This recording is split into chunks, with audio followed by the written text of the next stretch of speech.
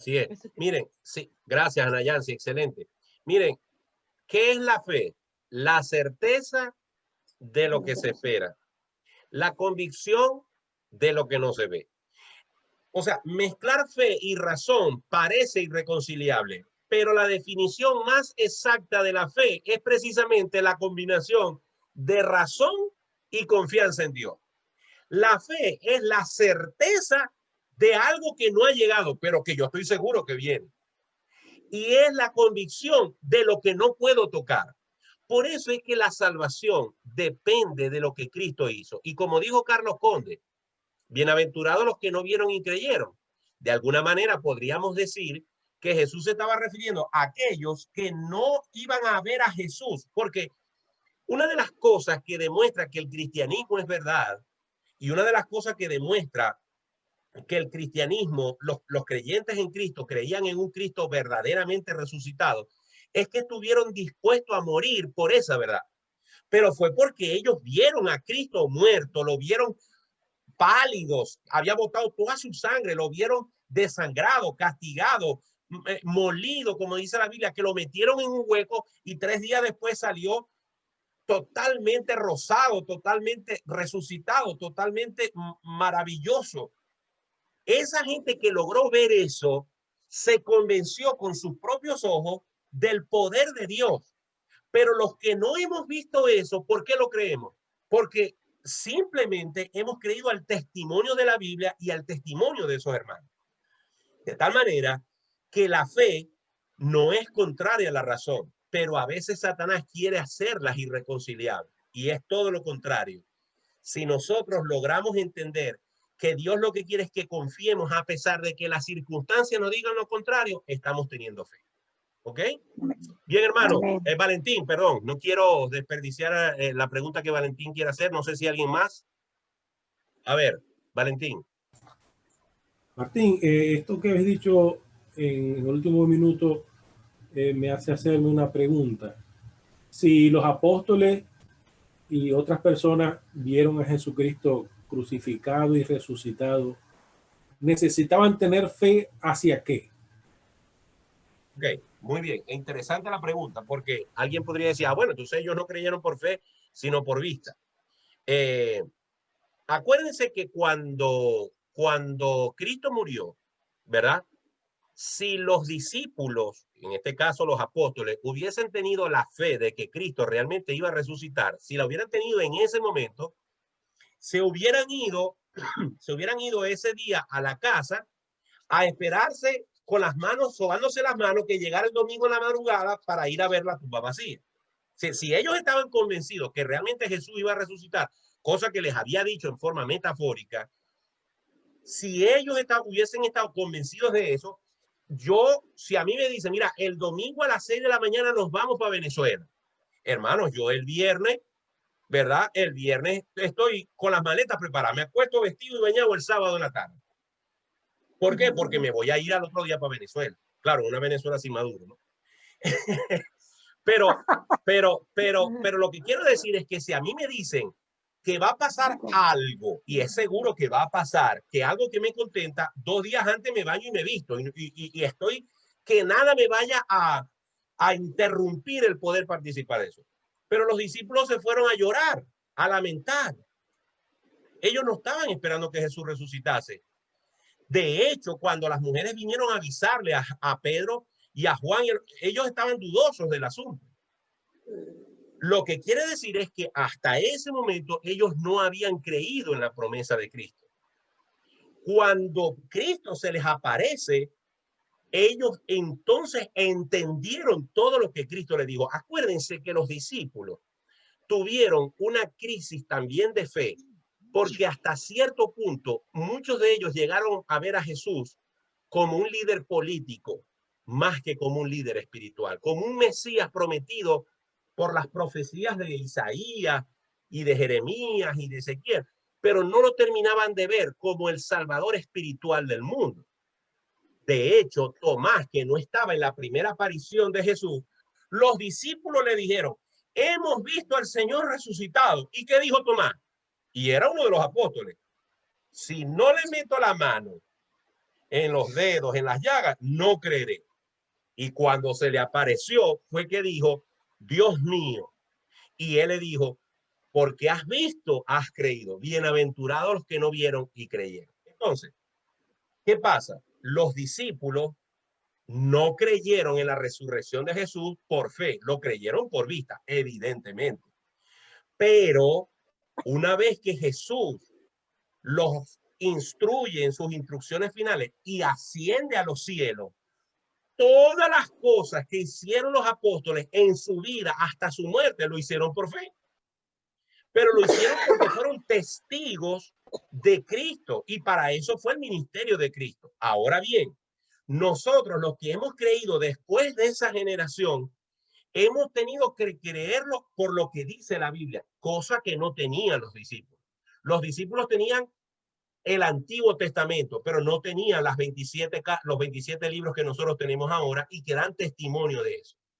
Así que los discípulos tuvieron fe, pero tuvieron fe para desarrollar su ministerio posterior a Jesús y para transmitir esa fe a través de su palabra a los creyentes que hemos creído en estos 2000 años en Jesucristo. Y también tuvieron fe en la segunda venida de Jesucristo y en la restauración del pueblo de Dios, de la Jerusalén espiritual. Y tuvieron la fe que vos y yo tenemos para creer que Cristo es su Salvador, porque de lo contrario el Espíritu Santo no hubiera venido el día de Pentecostés y lo hubiera llenado. Es decir, Pedro no necesitó de fe para ver a Cristo resucitado porque lo vio con los ojos, pero sí necesitó fe para creer que ese Cristo resucitado era su Salvador y para predicarlo como tal y para predicarlo como el Salvador de la humanidad por medio de lo que hizo en la cruz. Para eso sí necesitó fe. Todo ser humano ha necesitado fe para creer que es por medio de Cristo que puede ser salvo. Bien, hermano. Y para esperar la segunda venida de Jesucristo, porque ellos inclusive la esperaban en su tiempo, la segunda venida. Evidentemente, el mismo apóstol Pablo, cada vez que escribe acerca de la segunda venida de Cristo, lo escribe desde la perspectiva de que él va a estar vivo para cuando Cristo venga. Y ahí está 1 Tesalonicenses capítulo 4. Xiomara, bueno, vamos a cerrar con Xiomara. Gracias, Xiomara, y con ella terminamos. Ok, adelante, Xiomara. Rapidito. Yo acordándome también del versículo cuando Jesús los mandó a orar, cuando ya llegaba la crucifixión de él, y ellos nada, ellos estaban durmiendo, y yo le digo, pero ustedes no están orando, como que ellos no estaban como conscientemente de lo que iba a pasar, ellos no tenían esa... Ahí también se mostró y eso que dice Xiomara me llama la atención, porque Jesús acababa, o sea, lo que está diciendo Xiomara es que los discípulos estaban durmiendo esa noche, ¿verdad? Cuando Jesús los había convocado a orar y él se apartó a un tiro de piedra para orar aparte. Y cuando regresó dijo, por lo que iba a pasar, habéis podido orar conmigo. Ahora, eso que dice Xiomara es interesante. Jesús, unas 2, 3, 4 horas antes, había orado al Padre delante de ellos. Juan capítulo 17, la oración sacerdotal de Jesús, donde Jesús le dice, Padre, la hora ha llegado. Lo que me has mandado a hacer ya yo lo cumplí. Glorifícame ahora contigo con la gloria que tuve contigo desde el principio. O sea, Jesús oró delante de ellos, diciéndole, Padre, estoy ya a punto de caramelo, como diríamos nosotros, ¿verdad? Ya va a pasar lo que tiene que pasar. Y se fueron a dormir tranquilos, lo cual evidencia lo que tú acabas de decir. Bien, hermano, me siento muy contento. A ver, Marlene, tienes que abrir tu micrófono, Marlene. Pastor, esto que usted habla tanto de las fiestas y que al final ellos son hasta más sacrificados que nosotros por todo lo que guardan, por la comida, por la ropa, por la vestimenta, por el sábado, etcétera, por todo lo que sabemos. Y entonces yo me pregunto, porque como que todos ellos se creen que ellos son los únicos que van a ser salvos, los testigos de Jehová son los únicos que van a ser salvos, los adventistas son los únicos que van a ser salvos, y así sucesivamente todas estas sectas, ellos son los únicos que van a ser salvos, nosotros no. Y yo me pregunto entonces, y ellos, no sé, como una pregunta, ¿y ellos serán salvos o no serán? Porque ellos son como que redoblan los esfuerzos de lo que hacemos nosotros, que no es necesario, que lo sabemos, pero que yo digo, bueno, ¿cómo queda eso? Porque Eso ciertamente a uno medio que lo confunde. Eso a veces Claro. no hace sentido. Te voy a responder. Aquí tengo un doctor, un médico que se llama Julio Paz, que ya lo mencioné ahorita, y voy a responderte con una respuesta médica. Una persona está teniendo problemas de tensión, problemas cardíacos, le dan medicamentos, le aplican ciertos tratamientos y no mejora, ¿no?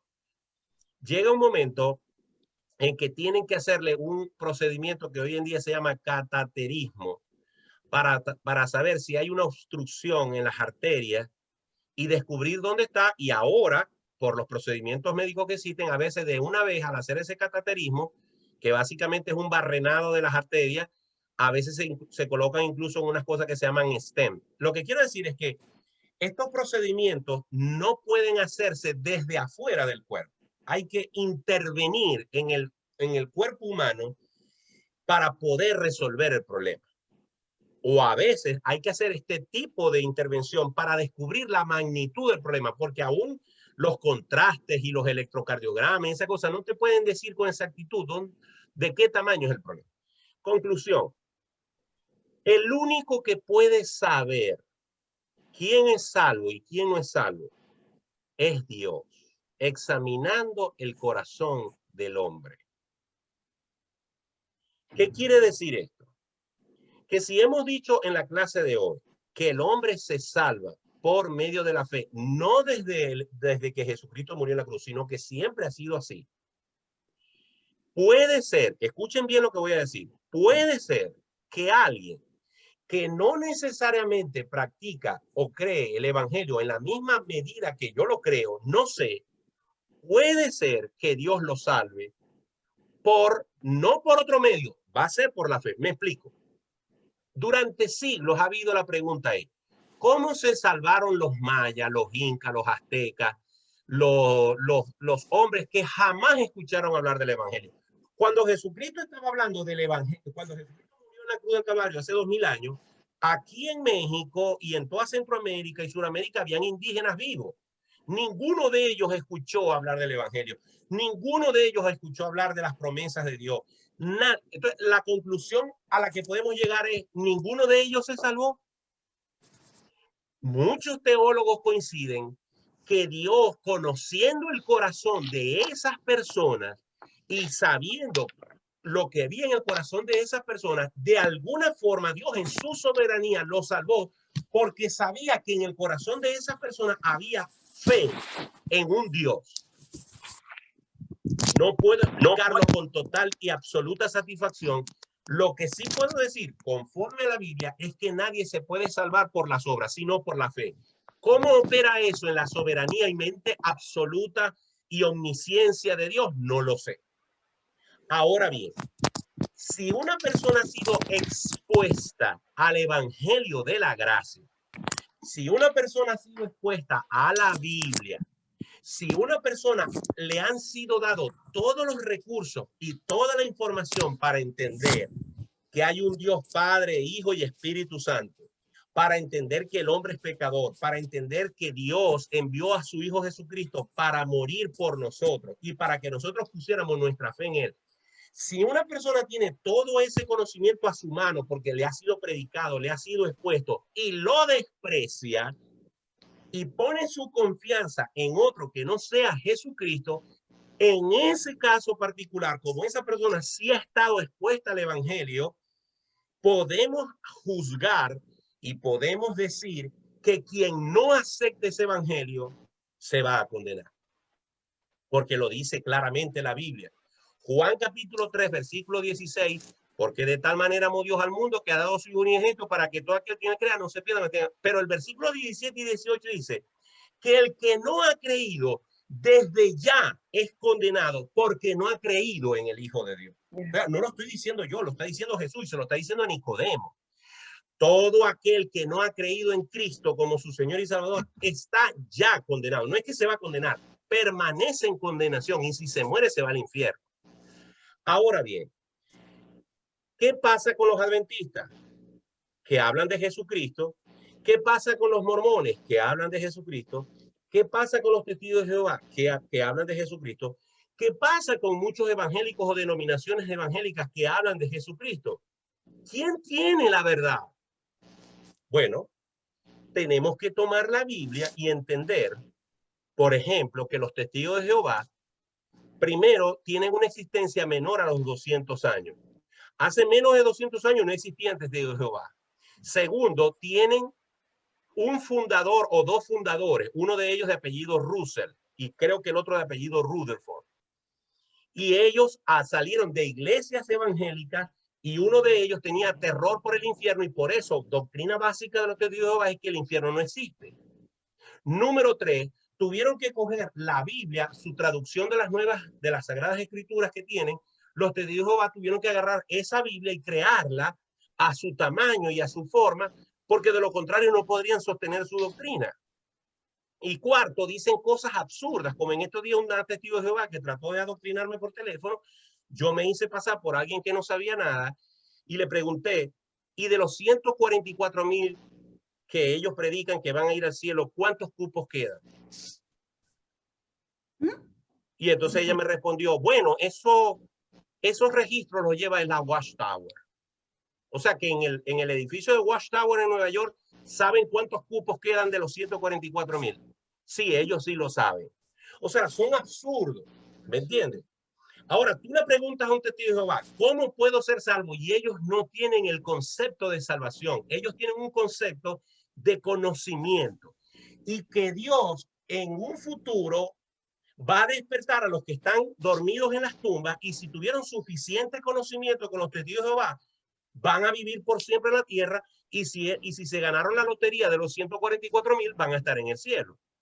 Ya eso te demuestra que ningún testigo de Jehová podrá ser salvo si confía en eso, porque no está confiando en la obra redentora de Cristo. Vamos, los mormones, no tengo tiempo para ahondar en todo eso, pero los mormones creen que Jesús vino a la tierra y hizo su obra aquí, pero también ha ido a otros planetas y que nosotros somos pequeños dioses. Y ellos no ven a Jesús como Dios, lo ven como un ángel, como un pequeño Dios que Dios creó. Alguien que confía en una cosa así no puede ser salvo porque eso se diferencia demasiado de lo que Cristo enseñó. Los católicos, entre comillas, son los que más se parecen a nosotros, pero al mismo tiempo son los que dicen barbaridades como la Inmaculada Concepción, el purgatorio, la salvación por obras, María es cointercesora, corredentora. ¿Por qué? Porque el católico siempre termina creyendo que va a ser salvo por lo que él o ella pueda hacer. Y los adventistas también tienen una historia muy parecida a lo de los testigos de Jehová. Hoy en día dentro de la iglesia adventista hay ciertos movimientos reformados que hacen que los adventistas se apeguen un poquito más al evangelio. Vamos a decir que de las sectas que han salido de la iglesia evangélica, los adventistas son los más evangélicos posibles. ¿Ok? Pero cualquier adventista que crea que se va a salvar porque cree en Cristo y porque guarda el sábado, para mí está condenado. ¿Por qué? Porque ellos creen lo que creían los judaizantes de Galacia. Tienes que creer en Cristo, pero tienes que guardar el sábado. Si no guardas el sábado, no es salvo. Le están añadiendo al sacrificio de Cristo algo más. ¿Ok? Ahora, ¿que van a haber evangélicos que se van a condenar? Posiblemente. Pero se van a condenar porque no han depositado su fe en Cristo, sino que creyendo que yendo a la iglesia y porque son hijos de un pastor o porque dieron diezmos y ofrendas, se van a salvar. Al final, las personas serán salvas por su fe en el sacrificio en Cristo Jesús. Amén. Amén. Hermano, no, María, disculpa, pero estamos sobrepasados de tiempo. De verdad que sí, te les pido disculpas. Ya son las 8, tenemos más de media hora de que nos pasamos.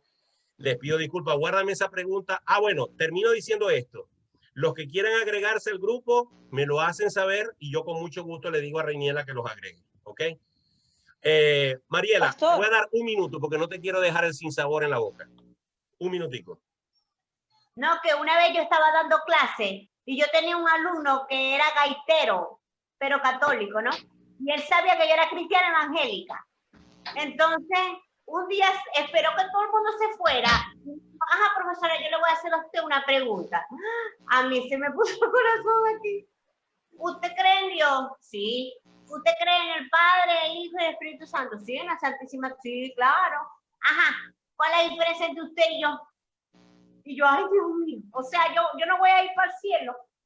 Y yo le dije, ay, Dios mío, ayúdame aquí. Entonces yo le digo, bueno, yo no tengo que hacer penitencia, yo no tengo que rezar, yo no sé cuántas Ave Marías, ni nada de eso, porque yo sé que Dios, cuando yo me le acerco a Él me va a perdonar. Entonces, ajá, conclusión es que los dos podemos llegar al cielo, pero vos vas a llegar en burro y yo voy a llegar en avión. Y él se echó a reír. Está bien. Bueno, yo le voy a decir una cosa, termino con esto. En estos días vi un video de Ricardo Montaner. Los que me conocen saben que yo soy bastante escéptico con los artistas que se hacen llamar cristianos, pero tengo que reconocer que Ricardo Montaner, Juan Luis Guerra, a pesar de que difiero de ciertos estilos de su forma de llevar el cristianismo, como ellos pueden diferir de la mía, son bastante radicales en su predicación. Pero en estos días vi algo de Ricardo Montaner que me impresionó y tengo que reconocer que fue algo tremendo. Debe ser un video viejo de 4, 5, 6 años porque fue en un programa con un entrevistador que se llama Ismael Cala, que ya no está en CNN. Ismael Cala es un tipo que es esotérico, cree en cualquier cosa, de eso de la nueva era, lo que sea. ¿Te va, Carlos? Ah, perdón, bueno, Ismael Cala cree en lo que sea, es de esos tipos que le gusta estar bien con todo el mundo. Porque yo lo conozco a él, sí. Ah, bueno, estaba ahí con Ricardo Montaner en su programa y están hablando de religión, porque era inevitable entrar en el tema de la religión tomando en cuenta que Ricardo Montaner se ha declarado cristiano. Entonces, me gustó mucho esto porque él le dice, ¿tú estarías dispuesto a conversar, a debatir con un musulmán, con un judío, con un... Él le dijo, claro que sí, podía. O sea, que tú estarías dispuesto a llegar a un acuerdo con... No. A un acuerdo no, yo estaría dispuesto a conversar. Bueno, pero ¿cuál sería el problema? No, que ellos tendrían que aceptar que Jesucristo resucitó. Si ellos aceptan que el evangelio es la verdad, yo estoy dispuesto a conversar con ellos, con mucho gusto. Pero bueno, ¿cómo vas a poner tú a otras personas con esa predisposición tuya de que tú eres el que tiene la verdad? Ellos también tienen sus líderes, ellos también tienen sus deidades, ellos también tienen sus profetas. Y le dijo Ricardo Montaner, esta fue la parte que me gustó, sí, pero ninguno de ellos ha resucitado, el mío sí resucitó. O sea, si ellos tienen un líder, un profeta, una deidad que haya resucitado, podemos conversar. Pero yo tengo uno que resucitó. Entonces, realmente el evangelio está basado siempre en la persona de Jesucristo y en la confianza que tengamos en la obra redentora de Jesús. Si hay confianza en la obra redentora de Jesús y en otra cosa, estamos fritos porque estamos añadiéndole al sacrificio de Cristo cosas que la Biblia dice que no podemos hacer. ¿Ok?